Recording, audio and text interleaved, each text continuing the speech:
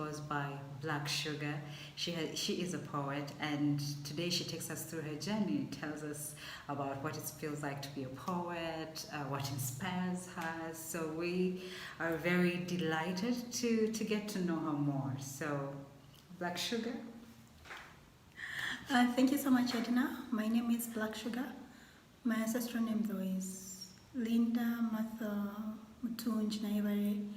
Don't ask me what my parents were thinking. Oh, those are very many.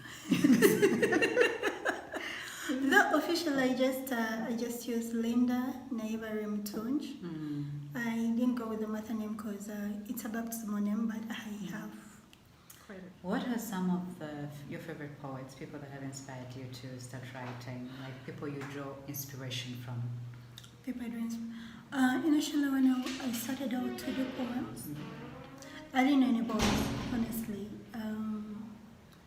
I was just writing. And then FIMRIT, Uganda Women Writers Association. Yes. You've heard of them? Yes, I have. Yeah, they came to my school when I was in my senior four. Yeah. I remember we were coming out of a mock paper.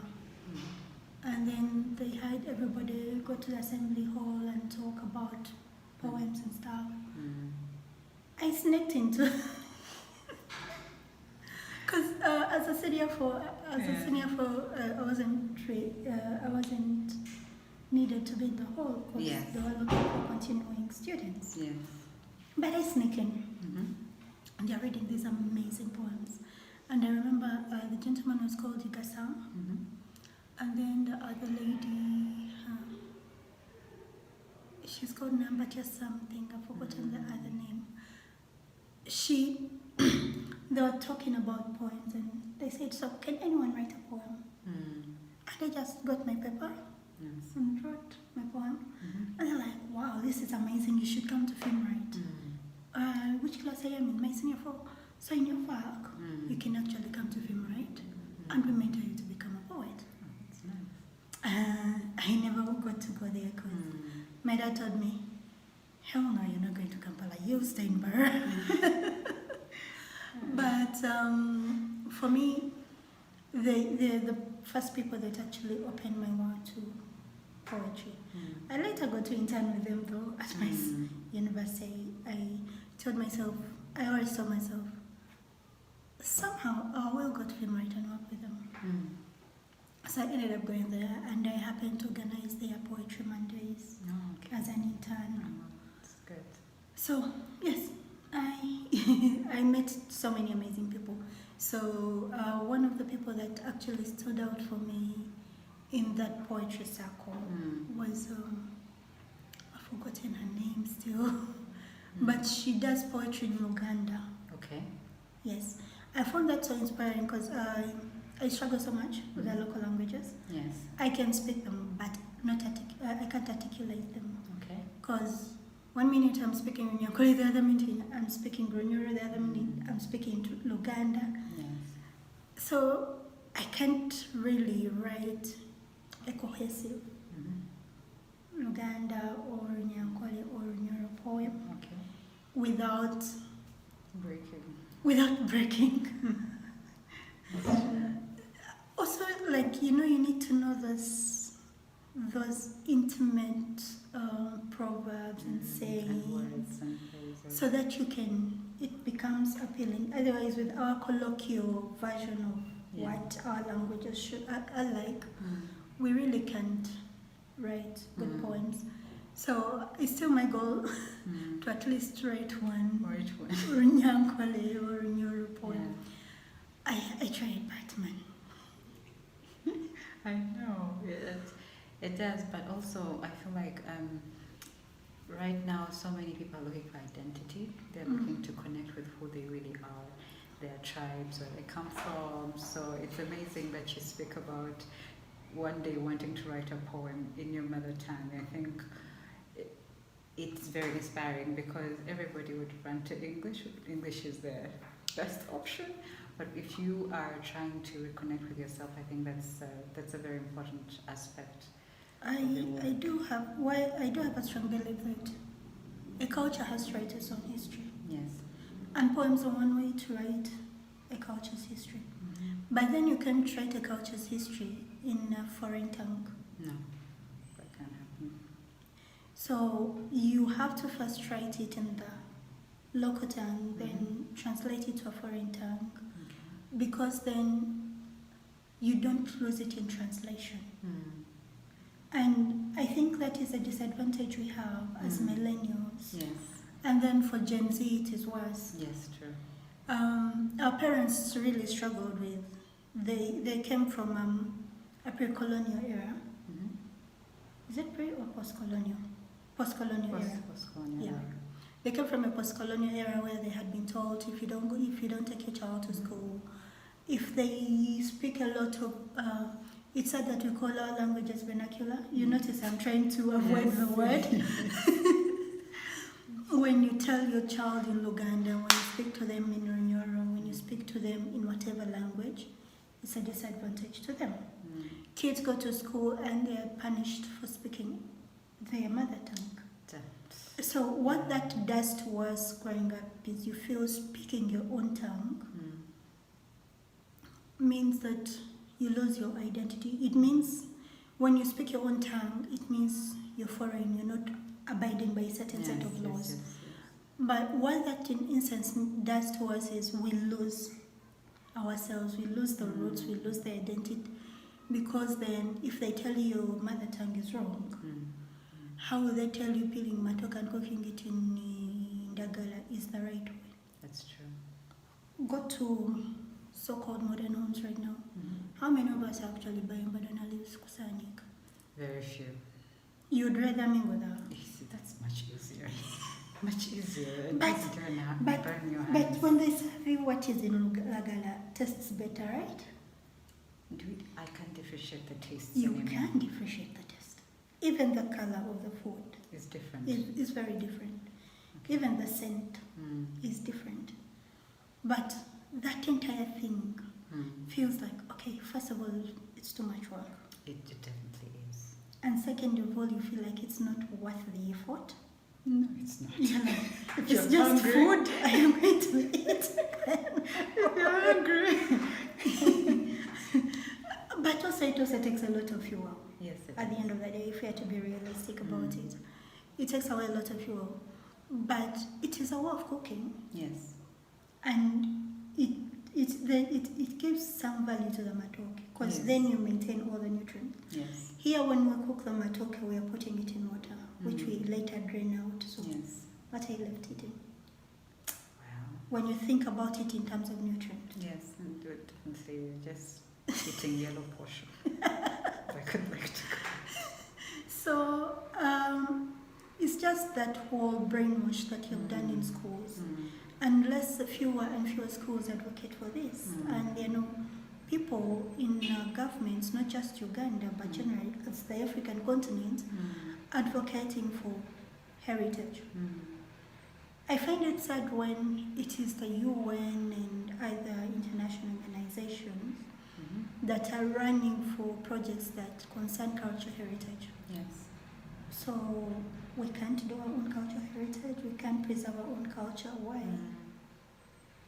Not that I know these things, but I feel like I owe it to the next generation to do this. Something we could think about. I definitely will think about that. Do you think your poems have transitioned into this next step of preserving our culture, telling our own stories, but also giving us our identity back? My poems basically are all over the place. Never. Why I say why they're all over the place is I don't have a particular topic I sit and talk about. I definitely do talk about colonialism and stuff, but more in the essays, and it is not very straightforward. I do a lot of satire, so I also notice the disadvantage with that is you get lost in translation. Yes. A person who doesn't pick up on your satire thinks you're an angry person. Definitely. I wrote an essay, I think I shared it with you. It's called Rat Poison is Cheap. Yes, I read that when I was like, I gave it to my friend. She told me, oh my God, you're so angry. I told her, no, I'm not. And Red Poison is cheap if you read it. It's basically about us talking about, that was a time of John Floyd. I kept seeing it trending on Twitter, and everybody was jumping on this train and talking about Black Lives Matter, this matters, that matters. I wanted to post something, then I told myself, one part of my brain told me, it's happening in America, it doesn't concern me.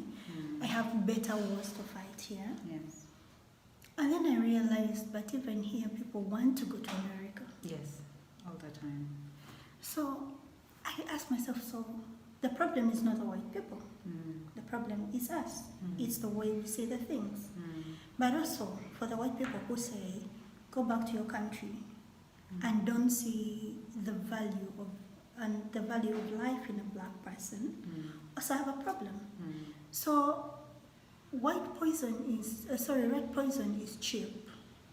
Is basically a letter to all of us. The white person may feel more offended with the letter, but if the Black person is smart enough, they'll realize, I'm not saying they're dumb. I have to put that disclaimer. I know. But if the person reading it is smart enough, they'll figure, like, wait, she's indirectly telling us we deserve to die. Because we are not standing up for ourselves. That's true. You know, holding placards that say Black Lives Matter, this matters. Why go to a country which doesn't want you? It's true. I mean, when you look around Uganda, because this is where I've grown up, it's the people that I know, we don't see any person who comes that is foreign that reaches away. No. So, if white people can come and buy land and develop this country, how about you who is in America with the same skin color, or is in the UK or wherever where you feel you don't belong? Yes. If you made a conscious decision and said, let me go to Africa, let me look for a country within Africa, the way people here are very receptive. Very. They'll even help you set up. Yes, that's true. You make your 5-6 visits, you'll know you are around, because people will definitely help you out. Yes, they will. By the time you have made your visits, 3-4 years, our land is actually very cheap. That's true. So imagine if all those people brought their money Back to their motherland. Would upset the world order. Definitely. Because with their exposure also comes the fact that, you see, for us here, because we have grown up in a very quack system, Yes. we get to a point of, that is how it is. Yes. Let me just concentrate on my mudala.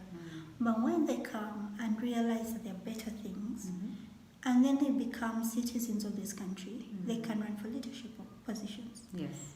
They can start demanding for change at a higher level than just the United States, the UK, German. You stop running the hashtag Black Lives Matter, and you start advocating for Africa is not a dumping ground. Africa is not a place you come to steal from. You start running a different agenda. So you go beyond just the little small picture you're looking at. You start looking at, because when people talk about the world, somehow the African continent generally is written off. Yes. Let's look at artists. They say we are doing a world tour. Don't you ever ask yourself, na world tour? No. That is they said Beyonce has done a world tour. Yes. And you're like, but wait, I didn't see her in Nigeria. I didn't hear her in Kenya. True. I didn't hear her in Uganda. Yes. So, which world tour did she make? That's true. So, they should also cut the bull and just say, we are doing a tour of all the other continents minus Africa. That's right.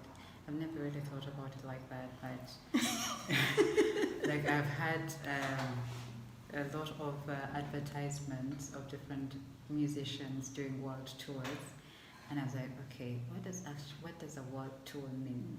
Because if they attach the word world to it, it has to speak to also other continents. Come to some part of Africa, come to some part of Asia, because much as we complain, but also parts of Asia are ignored. Yes. So I think we give these continents too much power than they require. In my opinion, really. I can't wait for our audience to read Blood Poison, because I think it will definitely open up their mind to different perspectives, but also to just recognize how much power they have and what they can do to change where they are and in the country that they live in, because it begins with you. I know. What can you do? What can you do? And it's amazing when it comes to the arts that right now we are seeing different artists, musicians, poets, just championing different drives that want to change the narrative about Africa, that Africa is not the poor child, the flies, but it's people. It's a community, and these are people that are rallying together to actually amplify their voices and uplift each other. So for me, that is very... I can't wait. I can't wait for our audience to definitely read that poem. When the artists write, let's go back to colonial era. When you read the works of Chinua Achebe, when you read the works of Ngugi wa Thiong'o, these people's works actually led to revolutions and rebellions. Yes. Which is why they were exiled. So arts play a very critical role in the story of a country, of a culture, of a history. Arts are the books we go back to. Yes. They are the stories people tell. And you notice that it's not that Africans didn't have a history. It's just that we didn't write them. Okay. When you listen to, I don't know if you listen to old stories or you grew up listening to stories. Africans had an interesting way of keeping their history. Yes. The history was in names. Some children have names and you don't know the importance of your name. It is an entire history on its own. Yes. Of the people say that when you're calling them a lot of funny names. Of find a kid called Shoga. You're laughing. But for them, the parents, the child was born during that time, they were doing the Choga meeting. That's true. So it is a way of marking a history. Yes. A child is born on Easter, you're either Pascha or Easter. That's true. You get? So Africans, the way we keep our history was in art, names, and villages. Yes. Then songs and stories. Which we no longer sing, which we no longer tell, unfortunately. Yeah. So the kind of storytelling that we are now doing is more of what someone has told us is the right way to tell a story. I have a problem with publishers. You will write your book, and then they tell you, this does not conform. And you want to ask them, who says I want to conform? Who says what you say is the way of writing, is the way I should write? One of my favorite books is called The Drinkard. Drinkard. Drinkard. It's supposed to be the drunkard. Yeah. Let's change it. But the person who wrote that book, unfortunately I've forgotten his name, is from West Africa. Okay. He wrote it in Pidgin English. Okay. It's one of the first books to be published in West Africa. Okay. The palm wine drinkard. Now, it got a lot of criticism. They were like, that is not English. How do you dare write such English? But that is what the guy could speak. Yes. That's how he could speak. But he was actually telling a story of the Igbo people, of their art, of their history, which unfortunately it didn't get the reach, the popularity it deserves, because they shunned it as not a representation of Africa. Yes. because then people were struggling with the mindset of they want a white man to acknowledge them. And I'm not being racist. I'm just saying we can do much more without requiring recognition from the white man. He doesn't need to recognize me. And the reason why we want him to recognize us is we have forgotten who we are. And I hope one day I can do a book or poems, a set of them, that kind of reminds us of who we are. I know that is going to need intense research. Yes, it does, but thank you for that, because I think there's a generation that we even don't want to use our, traditional names. We just use the English names, and we don't know how much weight and identity that carries for each of us. So I hope to read your book.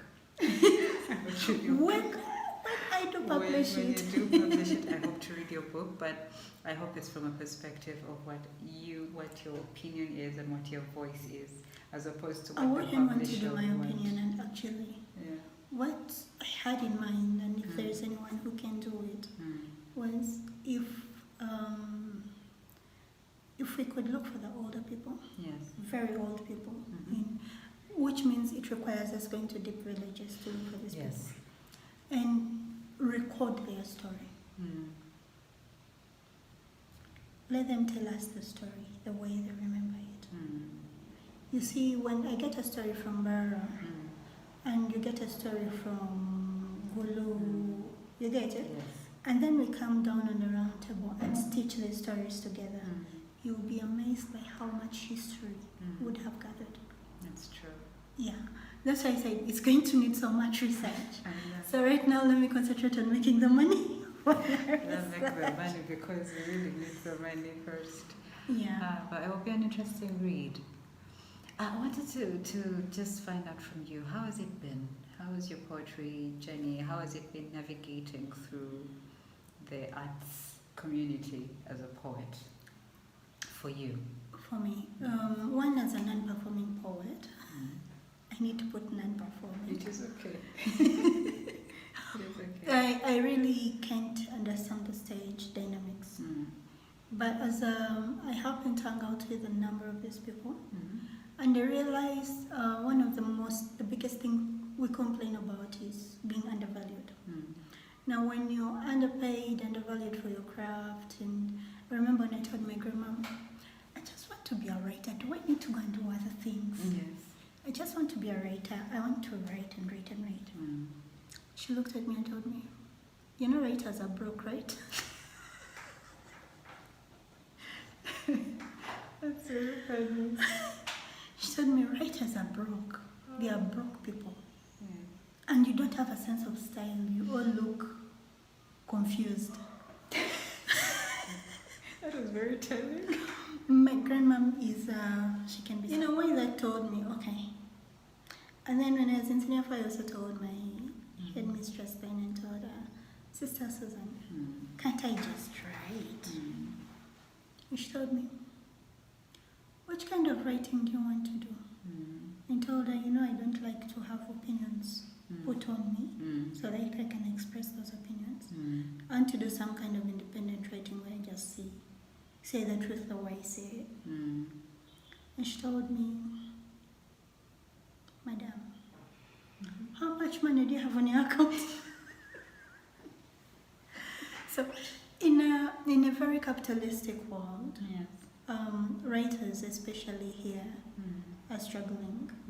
Poets are struggling. So I actually got a person who told me, Auntie, to write me a poem to propose to my girlfriend. Wow. And I Did said, she say yes? I said, yeah, I could write it, but you have to pay for it. Then he told me, so how much? I thought about it. I told him, okay, about 15 lines I can do for you at 150,000. Looked at me and told me, no, that's too much money. So I asked him, the girlfriend you're proposing to is mine.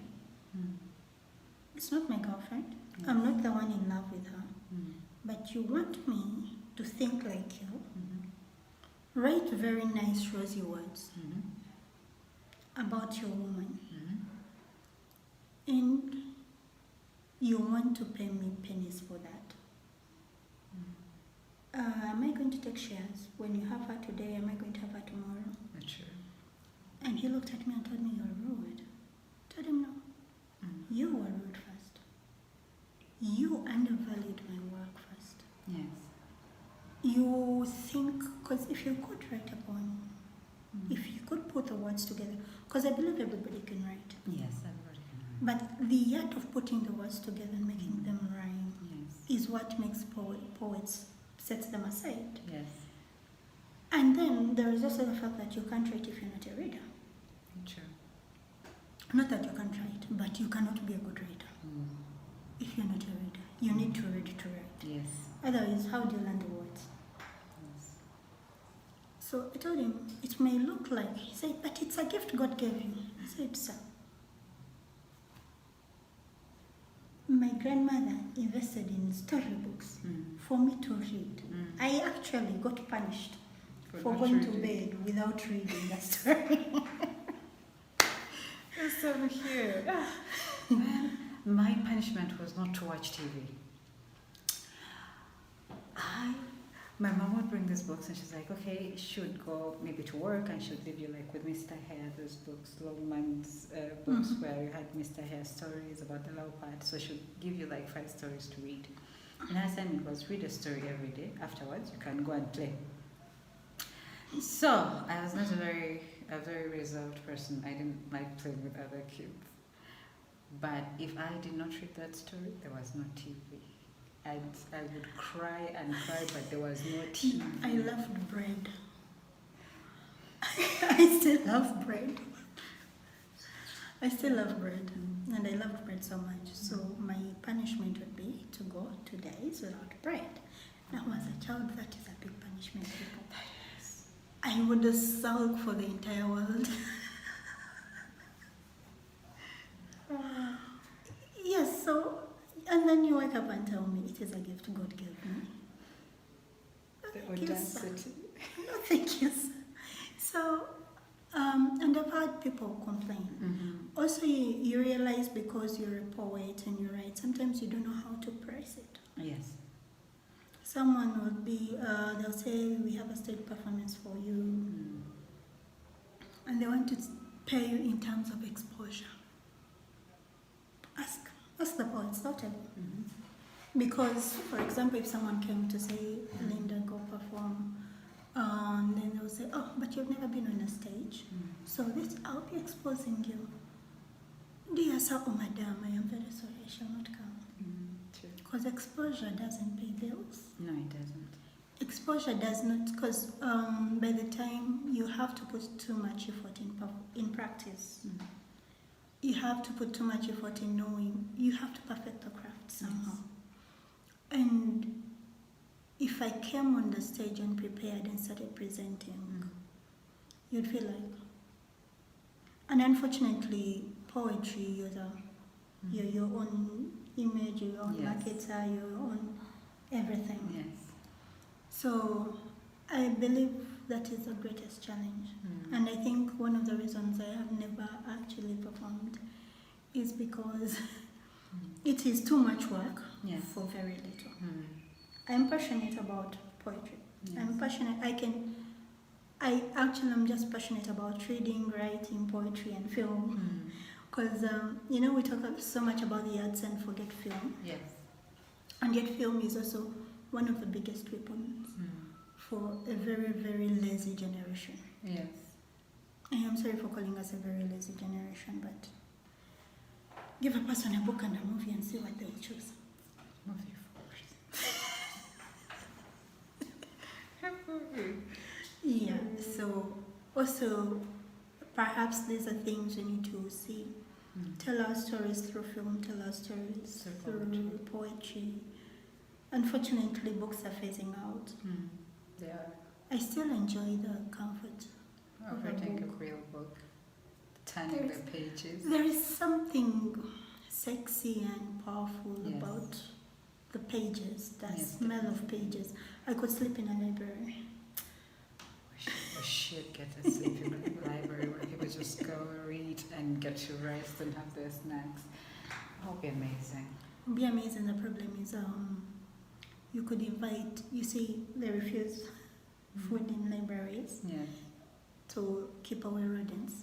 Oh yes. That would be the challenge, unless your cafeteria is like. An annex to the library.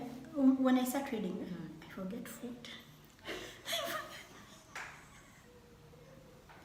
I thought I was the only one. My senior four, by the time I finished my senior 6 years, it was in the same school. I think I'd read all the books in that library. Wow. How many books have you read so far, if you have a number? I don't know. There's I read over 100 books. So I don't know how many books I've read. I can't even recall the titles. What? I can't. Yeah. In my senior one, we're required to borrow a book every week. My class had 52 students. I'd read all the books of the 52 students in 1 week. On top of my classwork. Oh, that's amazing. Then sister, the headmistress, came and said, "You're banned From? the library." How did that feel?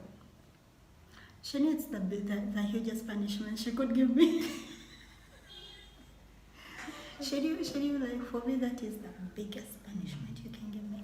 To the point that girls in school will go borrow books and Borrow for you. borrow for me. So I'd come back and find my locker Full. Wow. So I had books ever. And the teachers would complain because he would be teaching and I'm down here. Reading? I remember those days. And then my agriculture teacher got so pissed and confiscated my book. So when he confiscated the book, when they confiscate your book, that means you can't go to the library. So I got to him and tell him, "But sir, have you failed your class yet?" He said, "No." "Do you ask me? Okay, ask me any question of what you've taught today." This is me bargaining for a book. Because I was at that point where it was so nice and it was so scared. I know that feels like. And he looked at me and said, "Seriously, you're not apologizing For what you did? for what you did?" So, "But sir, I was paying attention and reading." I was multitasking. He looked at me, told me, "You must be kidding me." Told him, "But sir, here's the thing, I'm not living here without that book. So decide the punishment you want to give me and give me that book." So his punishment was to give me a test. He told me, "If you get below 30, because for us we used to do accumulative tests. So the lowest, you need to plug it in. The lowest you could go was 40. So he said, "If you go below 30, I am banning you from my class." I'm like, "So you want me to do it now?" He said, "Yes, I want you to do it now." So I got a paper and pen. You don't know the confidence I had. So he starts asking me. So either by luck or I was paying attention in class, I don't know. I got like a 50. But he was so mad. You know, the mad over teacher. You're the stubborn kid, so they expect you to fail. Yes. But then you show them, you got You're nothing on me. You're not failing. You got nothing on me. You don't know me. No. You don't know me like that. Teacher told me, "Okay, have the book, but should I ever get you, Reading in my class. you are banned from class." But he realized that every teacher had the same problem with me. So at the end of the day, even the toughest teacher in class just Gave up on you. just Threw in the towel. I was like, whatever she wants, let her do. I think that's amazing. I was here thinking, I was like, okay, okay, there's this Linda who's bargaining for this book, and then there's BlaqShuga, who's now a renowned, like you said, non-performing poet. Are the two the same? BlaqShuga is the more interactive part of me. Yes. When I know I'm a person who just wants to lay in bed, read my book, and ignore everyone else. When I know me. In that even when I get visitors, I don't know how to. The moment I'm like, hi, you're welcome, here's a drink. After that, I don't know what is supposed to go for. Because unless we are friends and are very intimate, then you know how our conversation is supposed to flow.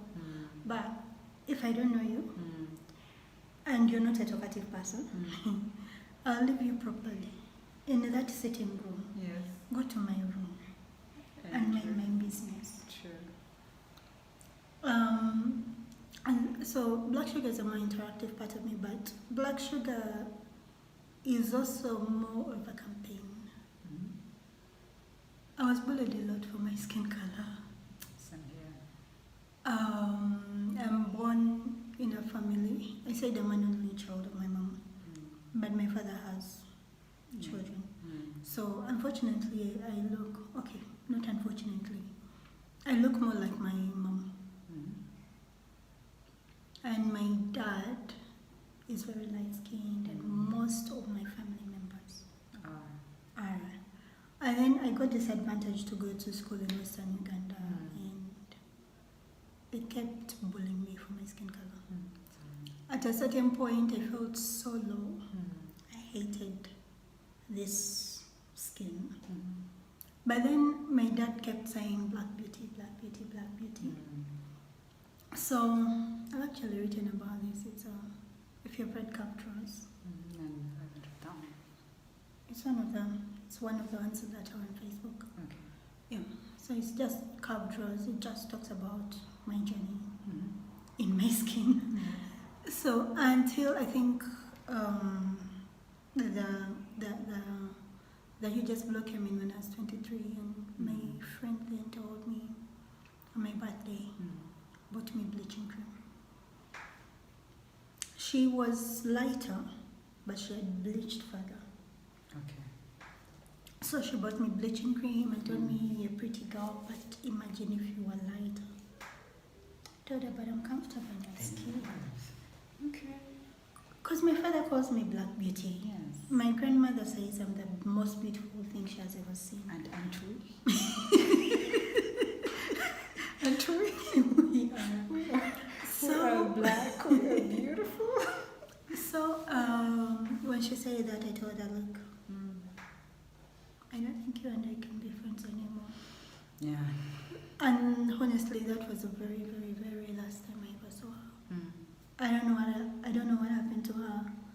I deleted her number, blocked her. That is a kind of, I just unexisted her. Yes. So BlaqShuga is both the campaigns, both the interactive social part. It is the funny person that tries to be nice because on a normal. Some days. If you don't meet BlaqShuga, you say something and they'll say something very sadistic. Yes. And you think, oh my God, she is mean. But I think for you even just to say that, I relate to that so much more. What you spoke about writing and satire. Why is that? Tell us more about that. I think it's the African in me. You realize as Africans we never say things straight out. No. We are just a satirical people. But then also, I think it's the way my grandmother communicates.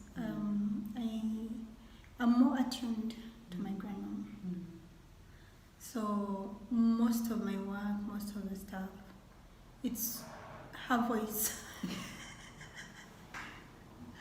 It's her voice in my head telling me stuff. Yes. So it's, but also it's my comfort place.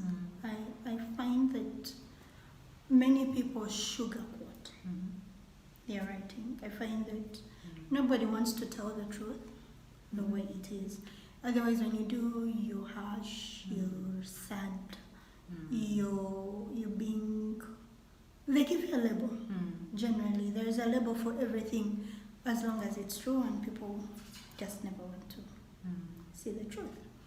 And at a certain point, I told myself, but who will read your work if they are not attuned to it? And then, still something in me just clicked and was like, well, you don't write for everyone. Yeah, sure. You can never satisfy everyone. Sure. Those that want to read will read. You've ever been at a point where someone comes and praises something so much? Yes.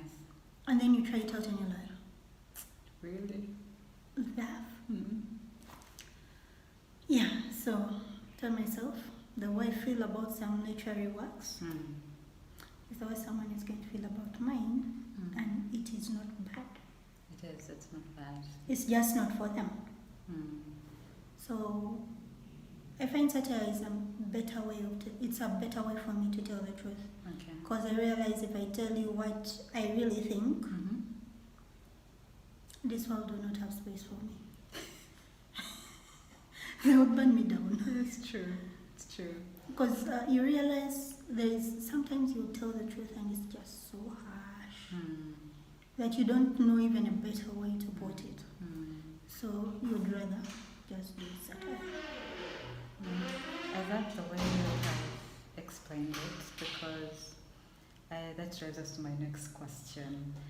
Do you feel like your poetry journey is, because you already spoke about as a way of expressing yourself, but being in the arts community, a lot of artists are dealing with depression, and that comes from the way, because I believe artists are feeling people, poets, musicians, you name them, they create from a place of themselves. You know, every part that they produce, every part that they put out there is a part of themselves. And sometimes I feel like the world can be very critical and very judgmental, but then it's very easy to tell someone that, oh, I don't like that dress. But when you tell an artist that, oh, I don't like that artwork, sometimes it has a ripple effect, you know. Do you think that poetry could be an escape? It could be one of the ways that artists or creatives can put what they feel into words, but also be allowed to interface with their feelings. I believe many artists are empaths. And for an empath, what that means is I'm always taking on everybody's feelings. Yes. Everyone. So once you're taking in, you need a release. You need to put all that pain, all that hurt somewhere. Some artists come from a background of it has not been easy. It is their pain, they've been through something. You also need to put that somewhere.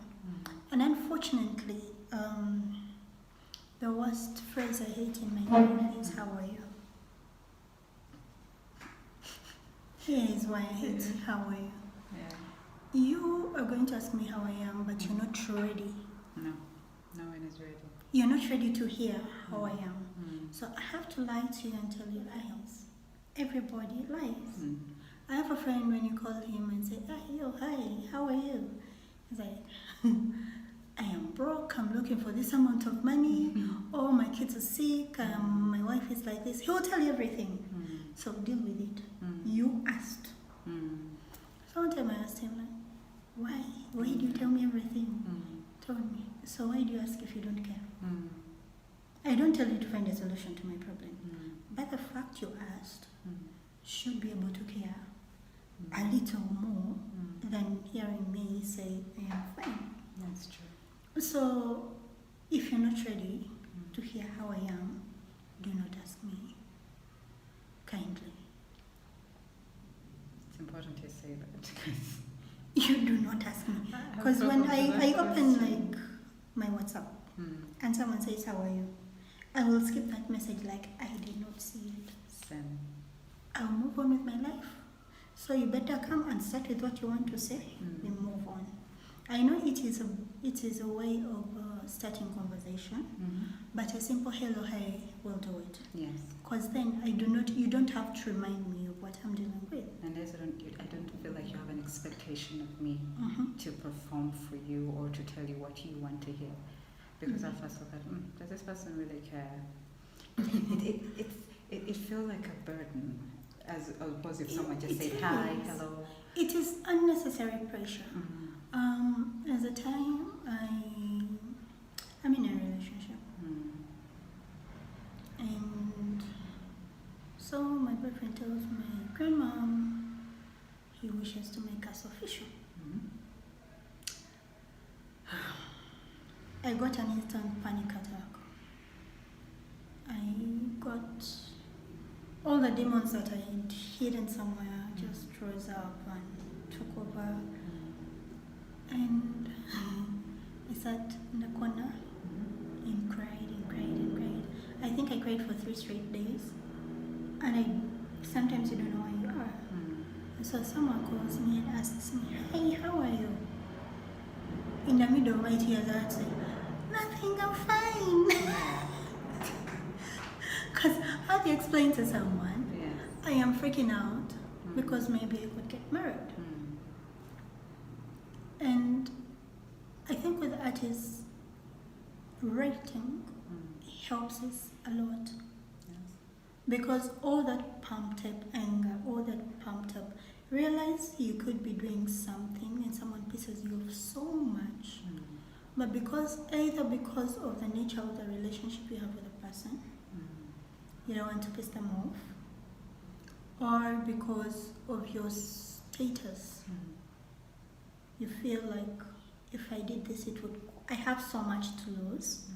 So you keep it pumped up. But what that does is that this person is continuously feeding this anger, this pain, this.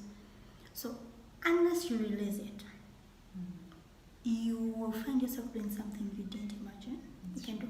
And that's why you find that the people who don't know how to find, because some people just work out and punch something and run it off. Yes. And then there are people who are doing nothing about it. So such people you can just have a violent burst and thinking, wait, but I'm not a violent person, why would I do that? But it comes from a place where you have bottled and bottled and bottled, and your emotions, your body can just take on so much until you feel you have to find a release. So I would say for me and for most writers and artists that I know, it is a way of, let me let this go. And trust me, when you piss me off and I get to my place of writing, it doesn't matter what you do next. I have forgiven you. You don't even have to come to me and say, hey, I'm sorry. Because most of the time I'll be like, oh, I already moved on. I dealt with you. I put a full stop. That's where we ended. I have a process, by the way, when you piss me off, and I don't want, because you can't write about everything. When you piss me off, so I'll murder you, I'll bury you. Actually, I'll have a fight with you in my head. Yes. Break up with you. Yes. Then murder you. Then bury you. Yes. Then resurrect you. And tell you, I am done with you. Yes. And once I do that, some people are just still at the buried state. They have to admit. It's true. Because with me, I feel like it's not enough to say I buried this person. No. What you do when you say you've buried them and moved on, you've actually not moved on. No, you haven't. Because burying means I have kept you in a corner of my heart, in a corner of my mind, and I don't want to deal with you. But when I resurrect you and sit you there and tell you, conversation with you. look, you hurt me like this. I know you won't understand, so I will not come to you. So I am letting you go. It gives me peace. So when I'm letting someone go, person. Very many people we forgive that don't know we have forgiven them. And you don't owe them that explanation. True. Because even if you come and tell me sorry and I'm not ready to forgive you, it doesn't matter. No, it doesn't. It doesn't matter. It has to come from within. So sometimes writing, actually not sometimes, most times, writing is therapeutic. But also, what I hear you say is that as a creative, you need to have that place that allows you to release all those emotions. Yeah. For you, it is writing. For me, it is punching a bag. In theory, I haven't really dealt with it. I've just worked off the extra. The extra You've just taken off the negativity that you Yes. could be giving to someone else. Yes. But you also need, I feel like for many people, we are not comfortable with having conversations No. with ourselves. I don't usually look into a mirror. For me, why is my image reminds me so much of my mom, especially my eyes. Every time I look in the mirror, I see her look back at me. And I have this part of I feel like I have not satisfied her. And she died a long time ago, but it's just there. But I do this thing where I sit down and I have the other me sit on the other side. And we have a conversation and I call myself. You'll find me seated and saying, Linda, you've not done this, you've not done this, you've not done this. What is the way forward with you? What is wrong with you? And Linda will respond. That's true. So we need to come to a place where we have those conversations, especially when it comes to depression. First with ourselves. But you see, when you're depressed also, you're not also in a mental space to talk to yourself. You are in a space where you're just going to blame. And when you don't have someone there for you, you'll break. A part of my life, I just hated myself. I just moved, wandered. You don't want to have met me about 4 years ago. Not so long ago, just 4 years ago. I looked like God knows what. I just hated myself so much. I didn't know how to deal with myself. But then again, it's those people. My grandmother will text you and you don't respond to her, and she'll text you the next day. I was like, I am glad you read my message. Thank God for grandmothers. Or she'll see your status update and be like, oh, so you are alive. At least you are alive. I am happy. True. And you sit there and thinking, don't you have a life? But then again, when you think about it, you are alive. Yes. So it is those people. And also for me, it is going to circles like Rotary and Rotaract, where you meet people, the purpose-driven people, apparently. And you go, because I joined Rotary, I joined Rotaract. Rotaract is like the baby version of Rotary. Yes. Yes, so it's for younger people Yes. to serve community and stuff. And I get so much happiness helping people. Yes. But also that is also an avoidance technique. You know that? Yes, I know. I know that. It is you not dealing with your problems Yes. and trying to solve someone else's. But it gave me a purpose. Because by the time I became president and stuff, it helped me figure out a lot about myself. Because you can't lead a person when you're not leading your own life. So I came to that point where I had to sit down and make peace with myself. And some of the poems I have written just helped me make peace. Yes. They just brought me to that place where it told me, okay, this happened. You're not at fault. Maybe you caused the actions, but everybody flaws. Everybody does something bad, so don't beat yourself up. Unfortunately, we don't have many people telling us this. But even when people tell you that and you're depressed, in your head you're thinking, you don't know what I'm going through. You're not here, you don't know. So also, to get out of the depression, it needs to come out. From you. From inside. You need to be able to tell yourself, it is okay. That's true. It is okay. It is okay. Yes, you did something wrong. Forgive yourself. You need to be able to. Otherwise, you can be stuck there and it's a very dangerous place.